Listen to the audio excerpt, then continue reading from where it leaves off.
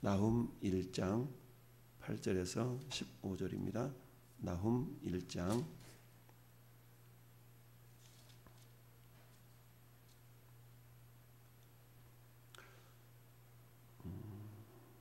9절에서 15절이네요. 9절에서 15절 교독하겠습니다.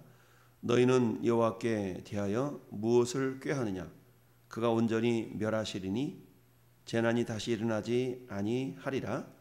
가시덤불같이 엉클어졌고 술을 마신 것 같이 취한 자들은 마른 지푸라기 같이 모두 탈 것이거늘. 여호와께 악을 꾀하는 한 사람이 너희 중에서 나와서 사악한 것을 권하는도다. 여호와께서 이같이 말씀하시길 그들이 비록 강하고 많을지라도 반드시 멸절을 당하리니 그가 없어지리라. 내가 전에는 너를 괴롭혔으나 다시는 너를 괴롭히지 아니할 것이라. 이제 내 지은 그 멍에를 내가 깨뜨리고 내 결박을 끊으리라. 나 여호와가 내게 대하여 명령하였나니 내 이름이 다시는 전파되지 않을 것이라.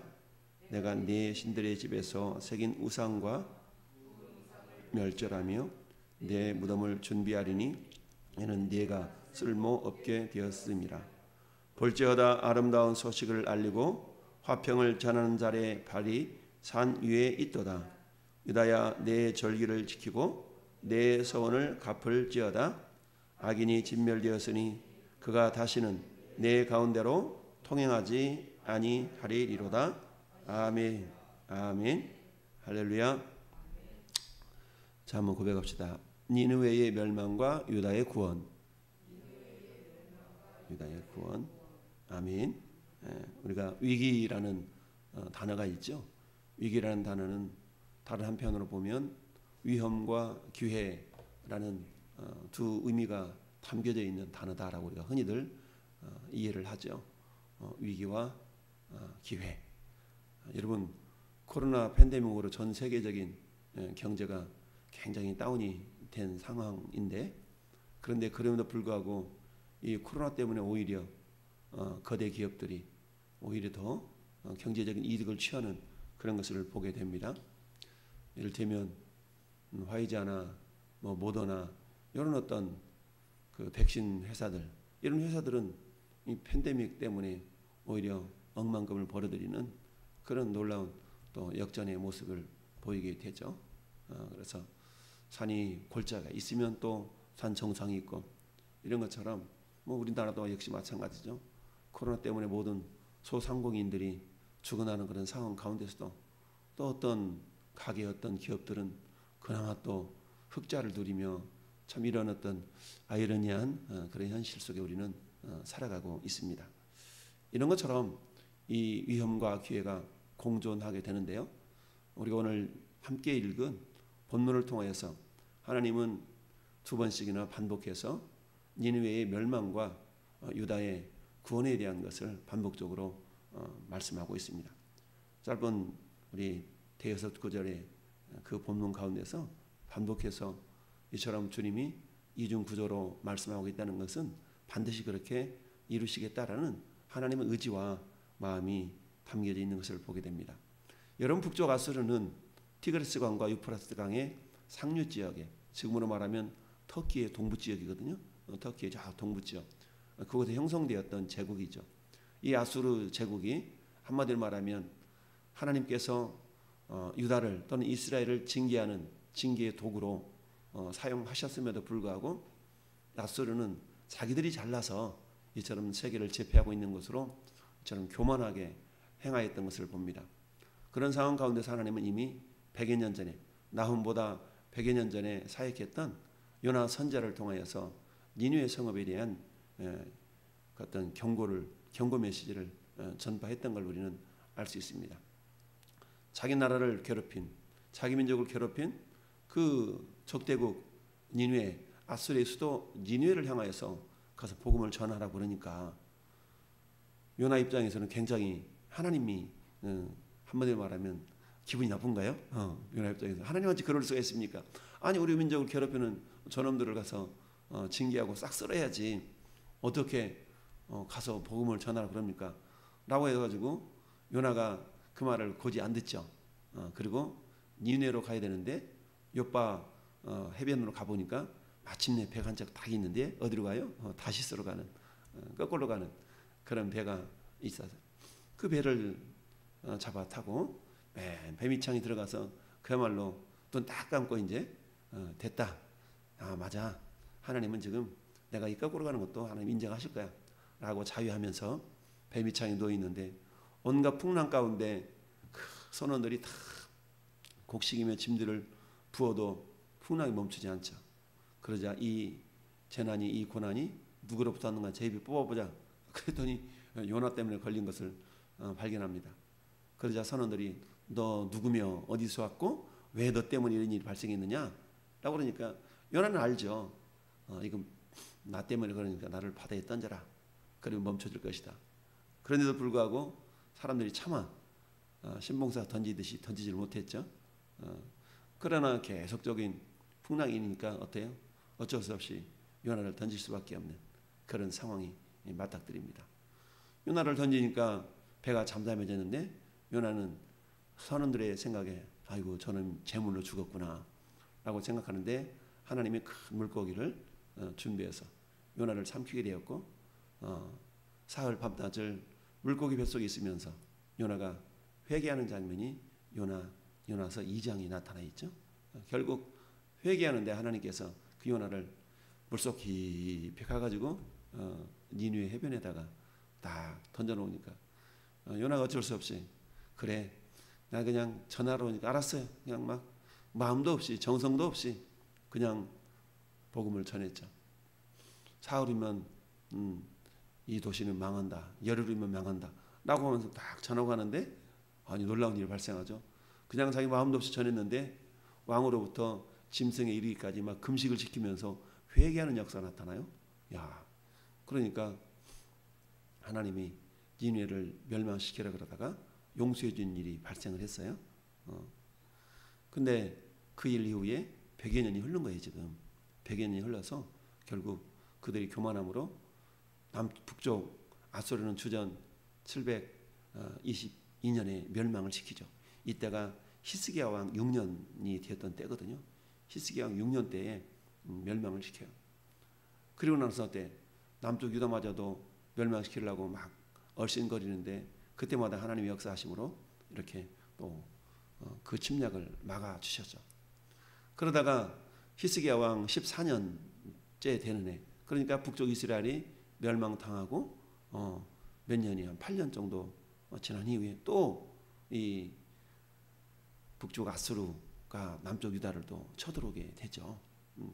이런 상황 가운데서 야 얼마나 그 위협이 강했던지 이 유다 왕 히스기야가 왕궁에 있는 거, 궁전에 있는 거, 은을 다 내주고 또 은 300달란트, 금 30달란트를 한마디로 말하면 아이고 좀 돌아가쇼라고 하면서 벌금으로 무는 안타까운 일이 발생을 합니다. 근데 이 아수르 왕 사네립이 한 번만 이렇게 하면 됐지만 왜 그러잖아요. 우리 이게 순수하게 이렇게 말 들으면 이놈은 내 봉이다 라고 해서 또 하는 경우가 있는데 또 머지않아 또 쳐들어오게 됩니다. 이때가 주전 701년 경인데요. 약 히스기야 왕이 왕으로 재위 기간이 약 한 29년쯤 되죠. 30여 년이 채 안 되는데 이때 와가지고 완전 남쪽 유다마저도 침공하려고 그런 그때에 히스기야가 했던 일이 뭐예요? 결국 낮을 벽으로 향하고 하나님 앞에 전심으로 기도하는 그런 모습이 나타나게 되죠. 그러자 하나님께서 이사야 선지자를 또 보내셔서 히스기야를 위로하는 그런 장면이 나옵니다. 그러면서 걱정하지 말아라. 내가 지켜주겠다. 라고 하면서 결국 사네립이 돌아가가지고 자기 아들들한테 죽임을 당하는 그런 어떤 하나님의 역전의 현상, 그리고 18만 5천 명을 일거에 하나님께서 전사들을 통해서 다 멸망시키는 그런 일이 발생합니다. 그러면서 결국 어떻게 됩니까? 결국 남쪽 유다를 침공하려고 했던 그 계획이 다 수포로 돌아가고 그 일이 있은 후 30년 만에 아수르는 멸망을 당하게 돼요.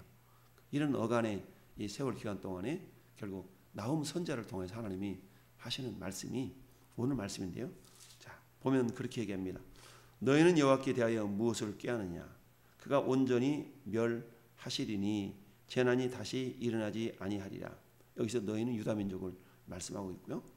가시덤불같이 엉클어졌고 술을 마신 것 같이 취한 그들은 마른 지푸라기 같이 모두 탈 것이거늘.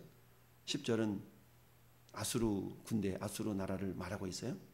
그들이 마치 어떻게 생겼다고요?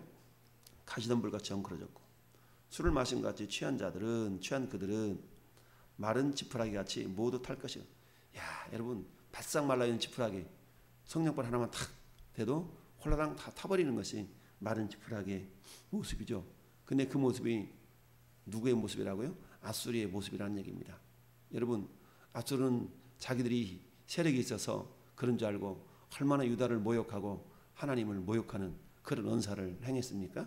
야, 우리 사내립 왕으로부터 건져낸 어떤 신이 있느냐? 야, 너희 히스기야가 너희 민족들한테 우리를 의지하지 말고 막 그러라고 그러는데 다 그 말짱 뻥이야. 야, 어떻게 우리 아수르 왕의 손으로부터 건져낸 신이 어디 있어? 나와보라 그래. 막 이렇게 모욕을 하는 그런 일까지 발생하게 되죠. 그러나 히스기야가 백성들한테 너희들 데리고 오지 마라 라고 하면서 꿋꿋하게 하나님을 바라보고 기도했던 상황이 이사야서나 열왕기 하에 기록되어 있죠. 자, 이런 상황 가운데 하나님께서는 이사야 선지자를 보내셔서 또는 이 나홈 선지자를 보내서 이렇게 말씀하고 있는 겁니다. 그들은 마른 지푸라기 같이 모두 탈 것이거늘. 여호와께 악을 꾀하는 한 사람은 사내립 왕을 말하죠. 한 사람이 너희 중에서 나와서 사악한 것을 권하는도다. 실제적으로 이 나홈 선지자가 사역했던 기간은 610년에서 650년 사이기 때문에 이때는 이미 북쪽 아수르가 멸망당한 이후거든요.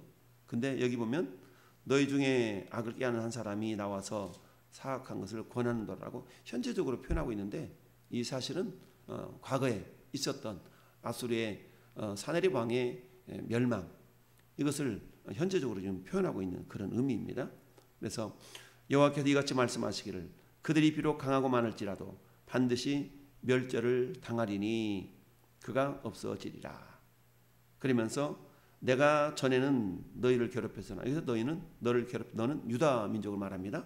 너를 괴롭혔으나 다시는 너를 괴롭히지 아니할 것이라. 13절에도 이제 내게 지은 그의 멍에를 내가 깨뜨리고 내 결박을 끊으리라.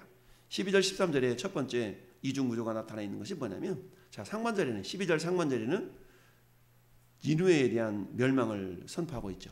반드시 멸절당하리니 그가 없어지리라. 그런데 내가 전에는 너를 괴롭혔으나, 그러나 유다 너를, 이 아수르를 도구 삼아서 괴롭혔지만, 그러나 다시는 너를 괴롭히지 아니할 것이고 이제 네게 지은 그 멍에를 내가 깨뜨리고 내 결박을 끊으리라. 즉 아수르로부터 구원하시겠다라는 얘기죠. 실제적으로 하나님이 천사를 보내서 아수르 대군 18만 5천 명을 멸절시켰고, 그리고 사내립 왕은 자기 아들들로부터 죽임을 당하고 이런 어떤 하나님의 역사하심이 나타났던 것을 보게 됩니다. 뿐만 아니라 14절 15절에도 역시 마찬가지죠. 14절에는 나 여호와가 내게 대하여 명령하였나니, 여기서 보면 13절에도 내게 너 이어지는 것을 보면 유다인가? 라고 생각해 보는데, 이어서 보면 유다가 아니라 14절에도 역시 니느웨에 대한 멸망을 말씀하고 있는 것을 봅니다. 내게 대하여 명령하였냐, 내 이름이 다시는 전파되지 않을 것이라. 의기양양해서 위세를 떨쳤던 아수르 이름을 다시는 전파되지 않도록 하나님이 멸절시키겠다라는 말씀이죠. 내가 네 신들의 집에서 새긴 우상과 분 우상을 멸절하며 내 무덤을 준비하리라.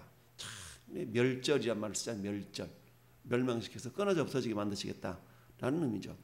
이와 같이 교만의 위세를 떨었던 아수르를 향한 그 하나님의 마음이라는 것은 결국 멸망은 교만의 선봉이다라는 얘기입니다. 그들을 징계의 도구로 사용했던 것이지, 그들이 잘났기 때문에, 위대했기 때문에 그들 스스로 잘난 것처럼 행동하는 그런 어떤 교만함을 주님은 참아보지 못하셨던 것이죠. 그럼에도 불구하고 하나님은 한 영혼이 온 천하보다 귀하다 하셨던 그 말씀처럼 비록 이방인이라 할지라도 그들이 회개하고 하나님을 섬기기를 원하셨기 때문에 요나 선지자를 통해서 1세기 전에 회개의 메시지를 전파했던 겁니다. 오늘날에도 마찬가지입니다. 아무리 하나님을 모욕하고 그야말로 우리 예수 믿는 사람을 핍박하고 박해하는 그 사람이라 할지라도 하나님이 그가 회개하고 돌아와 하나님의 자녀가 되기를 원하시는 것이 하나님의 마음이다 라는 것을 우리는 알 수 있어야 됩니다. 그러다 보면 어떡합니까? 우리가 전도하다 보면 우리가 전도 대상자로 정하고 있는 그 사람이 굉장히 복음에 대해서 부정적이고 교회에 대해서 부정적인 그런 언사를 행하고 이러면 우리 마음 가운데 어떤 생각이 들어요? 저 사람은 아닌가 보다. 아우, 저 사람한테 전도했다가는 괜히 욕먹고 그냥 저 사람 그냥 적당한 관계를 유지하고 살아야지. 이를테면 이런 생각이 우리 가운데 선뜻 들 수가 있어요. 그래 왠지 모르게 나에 대해서 호의적이고 뭔가 모르게 좀 순종적이고 이런 사람에게만 가서 복음을 전하려고 하는 이런 상황이 발생하죠. 그것은 마치 하나님께서 이스라엘 백성들을 예루살렘에서 박해하면서 이스라엘 백성을 다 흩으시죠. 흩은 가운데 그들이 흩어진 그런 지역마다 복음을 전하는데 성경은 뭐라고 말씀하고 있냐면 유대인에게만 복음을 전했다. 유대인에게만 전했다. 이런 말이 전파되고 있습니다. 이런 것처럼 우리들도 그런 상황이 맞닥뜨려지면 아우 저 인간 그래 너는 예수 안 믿어도 돼. 라는 그런 생각을 품을 수도 있지만 그러나 하나님은 디모데전서에서 뭐라고 말씀하십니까? 하나님은 모든 사람이 구원을 받으며 그 모든 사람 속에서는 강도도 포함될 것이고 저주를 같은 그 인간도 포함될 것이고 도저히 내가 눈에 흙 들어가기 전까지는 저럼 안 볼 거야 라고 하는 그 사람도 우리 하나님은 모든 사람에 포함이 된다는 사실입니다. 그러다 보면 우리는 어떤 마음을 품어야 됩니까? 우리는 주님의 마음을 품어야 되죠. 주님의 십자가에 설리셨던 그 보혈은 우리만을 위한 보혈이 아니고 그 왼수 같은 그 인간 도저히 용서하지 못하고 용납하지 못할 사람 같은 그 사람을 위해서도 주님의 보혈은 여전히 유효하다라는 것을 우리는 알 수 있습니다. 이것이 하나님이 요나를 통하여서 1세기 전에 그 북쪽 이스라엘과 남쪽 유다를 괴롭혔던 그 아수르의 수도인 니느웨 성읍에 복음을 전했던 것과 마찬가지죠. 오늘날에도 하나님은 그런 마음을 우리가 품기를 원하십니다. 그러면서 14절에 다시는 내가 그런 어떤 이름이 전파되지 않게 할 것이고 내 신들의 집에서 새긴 우상과 부은 우상을 멸절하며 네 무덤을 준비하리라. 야, 이거 엄청난 말이죠. 오늘 우리가 굉장히 마음 아프게 하고 있는 사람들 보면 뭐요? 너 곧 죽어 이럴 때면 애들 말하면 나 죽어 이런 거 아니겠어요? 이처럼 하나님께서 아수를 향하여서 멸절의 소식을 전하면서 이는 네가 쓸모없게 되었습니다. 무슨 말입니까? 사명을 다했다는 얘기입니다.